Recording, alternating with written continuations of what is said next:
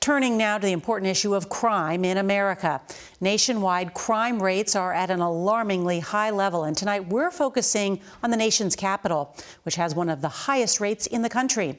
Through our reporting, we learned there are three major issues facing police departments across the country: a shortage of officers, gun violence, and repeat dangerous offenders who often end up back out on the streets.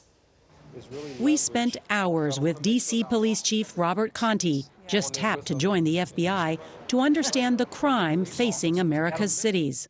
A lot more guns are in communities now, a lot more guns than what we experienced over the course of my time here in the police department. One of the other problems is a shortage of officers. Staffing of the D.C. force is at a half-century low. Whether it's D.C., New York, L.A., Detroit, Chicago, it doesn't matter. Like, everybody is having this struggle when it comes to recruiting and retaining police officers. And do you have the funding to hire the police officers that you need? You do? Yes, we do have the funding to hire. The challenge right now is really making sure that we have an environment that's supportive of our police officers to make people want to be police officers. Last Friday night, 8 people were shot in the nation's capital, including a 12-year-old girl. We have the data right here from your website about D.C. crime. All crime up 25%, murder up 24%, motor vehicle theft up 107%. What's going on in our nation's capital? When you talk specifically about the violent crime, early in this year, we had a couple of cases where we saw individuals, just shooting people, shooting each other for no reason, individuals who are unable to resolve disputes, simple arguments that turn into homicides. Why? Because people have access to illegal firearms. And when they have access to illegal firearms, they use them, unfortunately.